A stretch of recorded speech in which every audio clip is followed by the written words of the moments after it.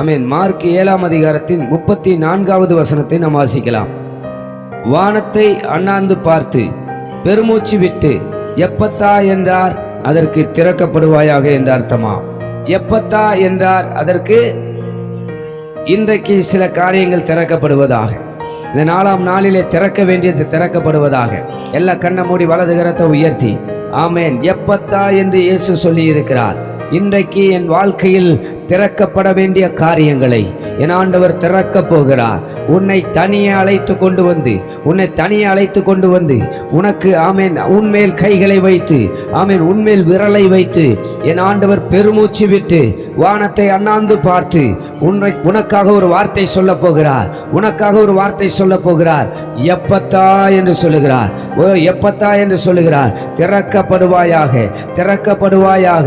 வாய்களை திறந்து சொல்லுங்க, திறக்கப்படுவாயாக. இயேசுவின் நாமத்தில்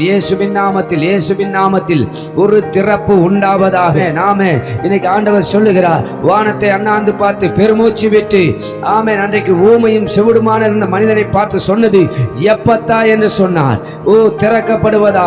திறக்கப்படுவதாக.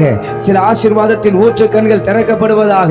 ஆமென். கரங்களை உயர்த்தி ஆண்டவரே, இன்றைக்கு என்னை பார்த்து சொல்லுகிறீர், திறப்பதாக. சில சமாதானத்தின் காரியங்கள் திறக்கப்படுகிறது. சில ஆவிக்குரிய ஜீவியத்தினுடைய கதவுகள் திறக்கப்படுகிறது.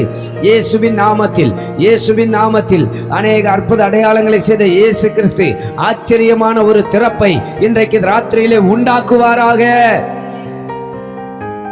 ஹல்லேலூயா.